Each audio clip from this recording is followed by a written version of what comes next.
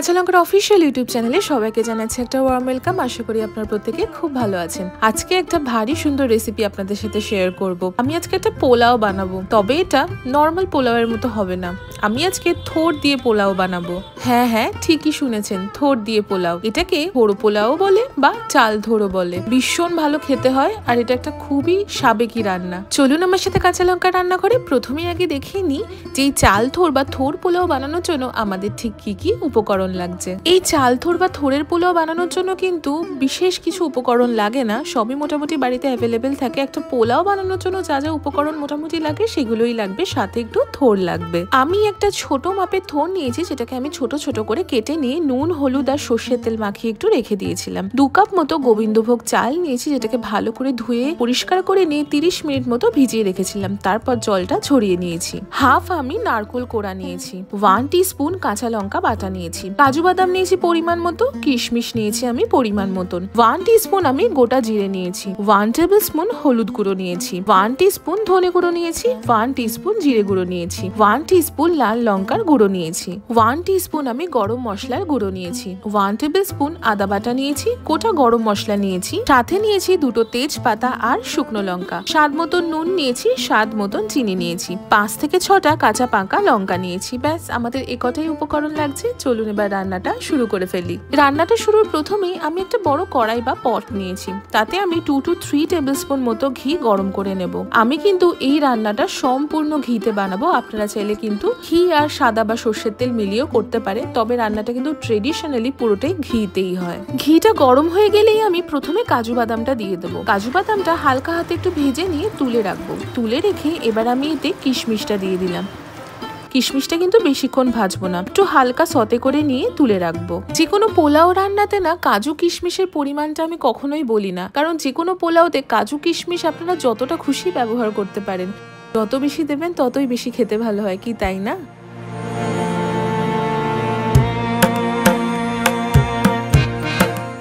ঘিটা তো গরমই আছে। আমি ঘিতে প্রথমে দিয়ে দিলাম গোটা জিরে ফোড়ন হিসাবে, তারপর দিয়ে দেবো একে একে তেজপাতা, শুকনো লঙ্কা আর গোটা গরম মশলা। মিনিট খানেক মতো একটু সতে করে নেব। যখন এটা খুব সুন্দর ঘি থেকে গন্ধ বেরোতে শুরু করবে তখনই আমি থোড়টা দিয়ে দিলাম। থোড়টা এবার ভালো করে আমাদের ভেজে নিতে হবে। এই মোটামুটি মিনিট 2 মতো ভেজে নিয়েই আমি বাটা মশলাগুলো দেব। প্রথমেই আমি দিয়ে দিলাম আদা বাটা, সাথে দিয়ে দিলাম লঙ্কা বাটা। ভালো করে মিশিয়ে নিয়ে আমি রান্না করে নেব আরো 3 থেকে 4 মিনিট মতন। রান্না করার মাঝে আমি সামান্য একটু নুন দিয়ে দিলাম আর স্বাদ মতন খানিকটা চিনি দিয়ে দিলাম। দিয়ে ওই যে বললাম 3 থেকে 4 মিনিট মতো থোড়টা একটু এই আদা বাটা আর লঙ্কা বাটার সাথে ভেজে নেব বা ভালো করে রান্না করে নেব। খেয়াল রাখবেন আদা এবং লঙ্কা থেকে যেন কোনো কাঁচা গন্ধ না থাকে। দেখুন 3 থেকে 4 মিনিট মতো হয়ে গেছে, থোড়টা কিন্তু সুন্দর ভাজা ভাজা হয়ে গেছে। আদা লঙ্কার পুরো কাঁচা গন্ধটাও চলে গেছে। এবার পালা সমস্ত গুঁড়ো মশলাগুলো দিয়ে দেবার। প্রথমেই দিয়ে দিলাম জিরে গুঁড়ো, সাথে দিলাম ধনে গুঁড়ো আর লাল লঙ্কার গুঁড়ো এবং খানিকটা হলুদ গুঁড়োও দিয়ে দিলাম। ভালো করে সবকিছু একটু মিশিয়ে নেব। গুঁড়ো মশলাগুলো দিয়ে থোড়টাকে আবারও বেশ ভালো করে আমাদের ভেজে নিতে হবে। খেয়াল রাখবো বেশ যেন অনেকটাই আমাদের থোড়টা সেদ্ধ হয়ে যায়।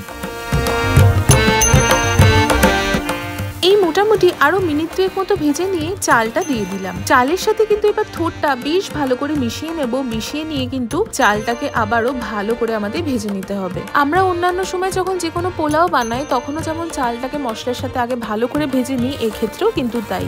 ভালো করে চালটা ভাজা না হলে কিন্তু পোলাও ঝরঝরে হবে না, খেতেও ভালো হবে না। চালটা যতক্ষণে ভালো করে ভাজছি, চলুন আপনাদের সাথে শেয়ার করি যে আমি এই রেসিপিটা কোথা থেকে শিখেছি। আমি এই রেসিপিটা শিখেছি আমার ঠাকুমার কাছ থেকে। আমার ঠাকুমা যতদিন সুস্থ ছিলেন, আমার দাদুর জন্মদিনে ঠাকুমা দাদুর জন্য এই চাল থোড় বা থোড়ের পোলাওটা বানাতেন। আমার দাদুর ভীষণ প্রিয় এই রান্নাটা। আমরাও বাড়িতে মাঝে মাঝে কিন্তু এই রান্নাটা করে খাই, আমাদের ভীষণ ভালো লাগে। আপনারা যদি বাড়িতে কখনো না ট্রাই করে থাকেন, এই রেসিপিটা দেখে একবার ডেফিনেটলি ট্রাই করবেন। একদম একটা অন্যরকম রেসিপি, ভীষণ সুন্দর খেতে হয়। মোটামুটি 5 থেকে 6 মিনিট মতো ভেজে নেবার পর দেখবেন চালটা কিন্তু সুন্দর ঝরঝরে হয়ে গেছে। আর চালটা ভাজার না একটা সুন্দর শব্দ হয়, সেই শব্দটাও পাবেন, মানে একটা ফটফট করে আওয়াজ হয়। তখনই বুঝবেন চালটা কিন্তু সুন্দর ভাজা হয়ে গেছে। তবে কখনোই কিন্তু কোনো রান্নাতে কোনো জিনিস ওভার ফ্রাই হয়ে গেলে সেটা ভালো লাগে না। এবার পালা হলো নারকোল কোড়াটা দেবার। এই রেসিপিতে কিন্তু নারকোল কোড়াটা ভীষণ ইম্পর্টেন্ট। নারকোল কোড়া অবশ্যই ব্যবহার করবেন। নারকোল কোড়া ছাড়া একদম ইনকমপ্লিট এই রেসিপিটা। আমি জানি অনেকেরই নারকোলে অ্যালার্জি হয়, নারকোল খেতে পারেন না বা নারকোলের স্বাদটা পছন্দ করে না, তারা স্কিপ করে যাবেন। তবে যারা নারকোল খেতে ভালোবাসেন তারা কিন্তু অবশ্যই নারকোলটা এই রেসিপিতে ব্যবহার করবেন।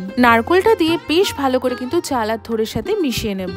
নারকোল কোড়াটা দিয়ে আরো 2 থেকে 3 মিনিট মতো ভালো করে রান্না করে নেব। নারকোলটা বেশ ভাজা ভাজা হয়ে আসবে, সুন্দর একটা গন্ধ বেরোতে শুরু করবে। ঠিক সেই সময় আমরা জল দেব। এই জলের পার্টটা হচ্ছে one of the most important part to make a perfect pulao. আমি জানি এখনো অনেকেই এই জলটার পরিমাণটা বুঝতে পারেন না। কোনো সময় জল কম হয়ে যায়, কোনো সময় জল বেশি হয়ে যায়, তখন পোলাওটা ইদার ভালো করে রান্না হয় না বা ওভারকুক হয়ে যায়, ঝরঝরে ব্যাপারটা থাকে না। তাই প্রতিবারই যখন পোলাওয়ের রেসিপি আপনাদের সাথে শেয়ার করি আমি কিন্তু জলের পরিমাণটা ভালো করে বুঝিয়ে দিই। চলুন এবারও বুঝিয়ে দিই। প্রথমত যে কাপের মাপে আপনারা চালটা নিয়েছেন সেই কাপটা হাতের কাছে রাখবেন। আমি এখানে 2 কাপ চাল ব্যবহার করেছিলাম, আমি 4 কাপ জল ব্যবহার করব। সব সময় চালের ডাবল কোয়ান্টিটিতে জল ব্যবহার করবেন, তাহলে কিন্তু পোলাওটা একদম ঝরঝরে হবে। আর অবশ্যই গরম জল ব্যবহার করবেন। থোর কিন্তু আমাদের আগে থেকেই কুক হয়ে আছে, তাই জন্য থোরের কারণে আমাদের এক্সট্রা কোনো জলের প্রয়োজন, তাই জন্য আমি 4 কাপ গরম জল ব্যবহার করলাম। জলটা দিয়ে ভালো করে মিশিয়ে নেব। যেহেতু গরম জল ব্যবহার করেছি, জলটা দেওয়ার সাথে সাথেই কিন্তু পোলাওটা ফুটতে শুরু করে দেবে। আমি আগের থেকে ভেজে রাখা কাজু বাদাম আর কিশমিশটা দিয়ে দিলাম। দেব এবার কাঁচা পাকা লঙ্কা। এই কাঁচা পাকা লঙ্কাটা দিলে খুব সুন্দর একটা ফ্লেভার আসে, সেই জন্যই দিলাম। আপনারা যদি মনে করেন কাঁচা লঙ্কার ফ্লেভার পছন্দ করছেন না, সেক্ষেত্রে স্কিপ করে যাবেন। চাপা দিয়ে দিলাম। চাপা দিয়ে লো টু মিডিয়াম ফ্লেমে মোটামুটি 12 মিনিট মতন কিন্তু রান্না করে নেব। 10 থেকে 12 মিনিট হয়ে গেছে। আমি চাপাটা খুলে দেখাই। যা সুন্দর গন্ধ বেরিয়েছে সেটা তো আপনাদেরকে আর এখান থেকে আমি বোঝাতে পারবো না। ওটার জন্য আপনাদেরকে এটা বাড়িতে রান্না করে ট্রাই করতে হবে। কিন্তু এটা দেখতে কেমন হয়েছে সেটা কিন্তু কমেন্ট সেকশনে অবশ্যই জানাবেন। চাল থোর বা থোরের পোলাও কিন্তু অলমোস্ট রেডি হয়ে গেছে। চালটা সেদ্ধ হয়ে গেছে, সুন্দর ঝরঝরে হয়েছে। এবার আমি ওপর থেকে স্বাদ মতন চিনি ছড়িয়ে দিলাম। চিনিটা যে যা নিজেদের পছন্দ অনুযায়ী ব্যবহার করবেন। পোলাও সাধারণত মিষ্টি হয়, তাই জন্য সেরকম বুঝেই আপনারা চিনিটা ব্যবহার করবেন। আর চিনিটা লাস্টে এই কারণেই ব্যবহার করলাম, কারণ চিনিটা যদি প্রথমে দিতাম তাহলে কিন্তু চাল সেদ্ধ হতে একটু সময় লাগতো।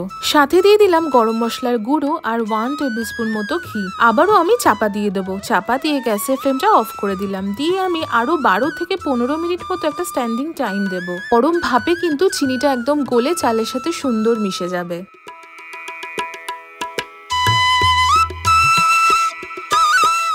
চলুন 12 থেকে 15 মিনিট হয়ে গেছে। চাপাটা খুলি, এত সুন্দর গন্ধ বেরিয়েছে। আর দেখুন কি সুন্দর ঝরঝরে হয়েছে। চিনিটাও কিন্তু গলে চালের সাথে সুন্দর মিশে গেছে। চলুন এবার সার্ভ করি। আমি সার্ভ করছি গরম গরম চাল থোর বা থোরের পোলাও। ওপর থেকে আমি গার্নিশ করে দিলাম একটু ভেজে রাখা কাজু কিশমিশের সাথে, আর দিয়ে দিলাম নারকোল কোড়া। কেমন লাগলো আপনাদের আজকের এই চাল থোর বা থোরের পোলাওয়ের রেসিপিটা কমেন্ট সেকশনে কিন্তু অবশ্যই জানাবেন। এটা একটা খুবই সাবেকি রেসিপি, আর এই রেসিপিটার সাথে কিন্তু আমাদের অনেকটা ইমোশনও জড়িয়ে আছে। আশা করি আপনাদের আজকের এই রেসিপিটা খুব ভালো লেগেছে। যদি ভালো লেগে থাকে তাহলে অবশ্যই আমাদের চ্যানেলটা সাবস্ক্রাইব করবেন, আমাদের এই ভিডিওটা লাইক করবেন, আর এই ভিডিওটা প্রত্যেকের সাথে শেয়ার করবেন। দেখা হবে আবারও একটা খুব সুন্দর রেসিপির সাথে। ততক্ষণের জন্য প্রত্যেকে খুব ভালো থাকবেন, সুস্থ থাকবেন, আর কাঁচা লঙ্কাকে এইভাবেই ভালোবাসা সাপোর্ট দিতে থাকবেন। See you soon and happy cooking.